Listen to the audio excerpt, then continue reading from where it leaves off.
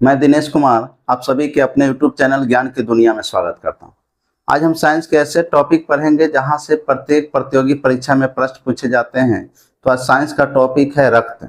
आज रक्त के बारे में अच्छी तरह समझेंगे जहां से एक भी प्रश्न आपसे ना छूटे। तो आइए जानते हैं, रक्त जो होता है, रक्त एक उत्तक है। रक्त एक उत्तक है और कैसा उत्तक है? तो तरल संयोजी उत्तक है। इसकी प्रकृति, रक्त की प्रकृति कैसी होती है? तो रक्त की प्रकृति क्षारीय होती है। और भी कैसा क्षारीय? तो दुर्बल क्षारीय। रक्त का पीएच मान कितना होता है? तो रक्त का पीएच मान 7.4 होता है। रक्त की मात्रा जो होती है शरीर के भार पर डिपेंड करती है। तो रक्त की मात्रा शरीर के भार का 7% होती है। पुरुषों में रक्त की मात्रा 5 से 6 लीटर होता है, जबकि महिलाओं में रक्त की मात्रा 4 से 5 लीटर होता है। रक्त का अध्ययन हेमेटोलॉजी कहलाता है। रक्त का अध्ययन हेमेटोलॉजी कहलाता है। रक्तदाब को मापने वाला यंत्र, रक्तदाब यानी बीपी को, ब्लड प्रेशर को मापने वाला यंत्र स्फैग्नोमैनोमीटर कहलाता है। समान मनुष्य का रक्तदाब 120/80 होता है। एक वयस्क मनुष्य के शरीर में रक्त का निर्माण जो होता है अस्थिमज्जा में होता है। एक वयस्क मनुष्य के शरीर में रक्त का निर्माण अस्थिमज्जा में होता है। जबकि भ्रूण अवस्था ये ऐसी अवस्था है जो गर्भ अवस्था में होता है। ऐसी अवस्था जो कहाँ? गर्भ अवस्था का एक चरण है जिसे हम भ्रूण अवस्था कहते हैं। गर्भ अवस्था का एक चरण होता है जिसे हम क्या? भ्रूण अवस्था कहते हैं। इसमें रक्त का जो निर्माण होता है यह यकृत में होता है। तो ये दो चीजें याद रखिएगा। अगर वयस्क मनुष्य कहेगा तो उसका रक्त का निर्माण अस्थिमज्जा में, अगर भ्रूण अवस्था कहेगा तो इसमें रक्त का जो निर्माण होता है यकृत यानी लीवर में होता है। रक्त का तापमान शरीर के तापमान से लगभग 1 डिग्री ज्यादा होता है। रक्त का जो तापमान होता है शरीर के तापमान से लगभग 1 डिग्री ज्यादा होता है। और रक्त का लाल रंग किसके कारण? हीमोग्लोबिन के कारण होता है। और हीमोग्लोबिन क्या है? तो हीमोग्लोबिन एक प्रोटीन होता है जो ऑक्सीजन से जुड़ता है। अब एक बार फिर से इसको रिकॉल कर लेते हैं, तब बढ़ेंगे उधर रक्त की तरफ। इधर रक्त क्या है? तो रक्त एक तरल संयोजी उत्तक होता है। इसकी प्रकृति कैसी है? तो दुर्बल क्षारीय है। इसका पीएच मान कितना? 7.4 होता है। रक्त की जो मात्रा होती है शरीर के भार का 7% होता है।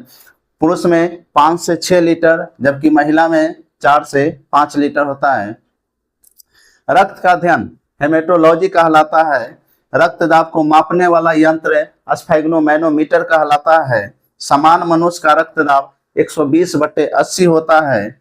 एक वयस्क मनुष्य में शरीर में रक्त का निर्माण जो होता है अस्थिमज्जा में होता है, जबकि भ्रूण अवस्था में रक्त का निर्माण यकृत यानी लीवर में होता है।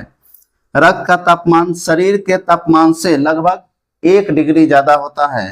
रक्त का लाल रंग हीमोग्लोबिन के कारण होता है। और हीमोग्लोबिन एक प्रोटीन है जो ऑक्सीजन से जुड़ता है। अब आइए रक्त के बारे में पढ़ लिया। अब रक्त को बांटते हैं कि रक्त में क्या क्या होता है।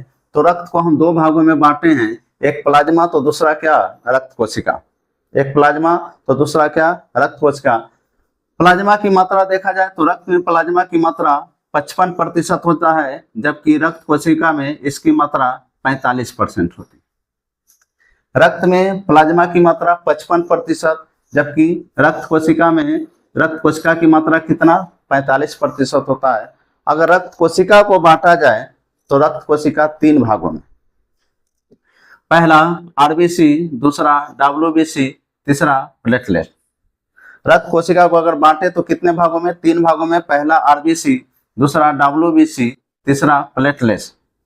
अगर मात्रा के दृष्टिकोण से देखें तो आरबीसी की मात्रा ज्यादा होती है, उसके बाद प्लेटलेट्स की मात्रा होती है, उसके बाद डब्ल्यूबीसी की मात्रा होती है।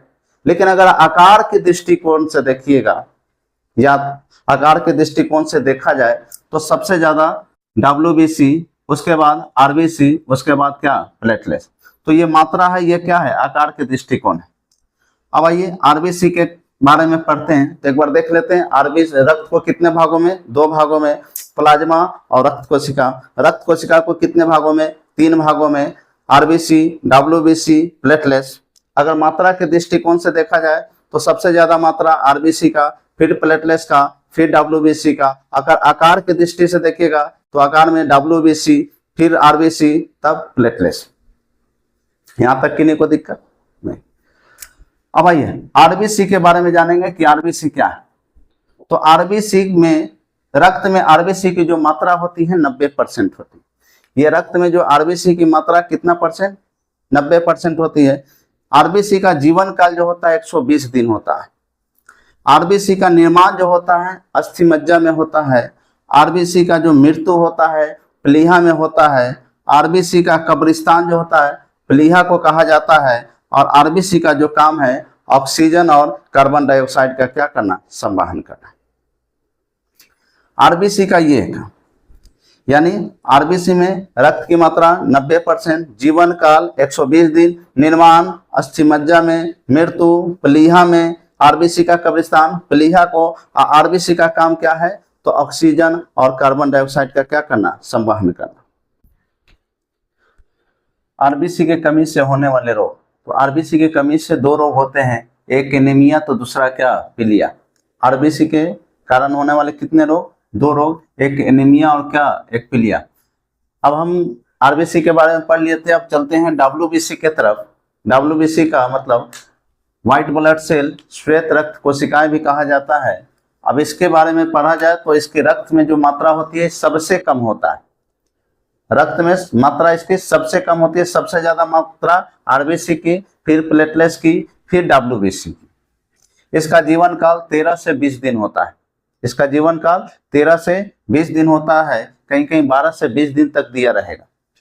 निर्माण जो होता है ये रक्त में होता है, मृत्यु जो होता है ये भी रक्त में होता है। इसका निर्माण भी रक्त में, मृत्यु भी कहाँ? रक्त में। इसका काम क्या है? तो ये रोगाणुओं से बचाता है। क्या कह सकते हैं कि इसकी प्रतिरोधक क्षमता हमको बढ़ा देगा।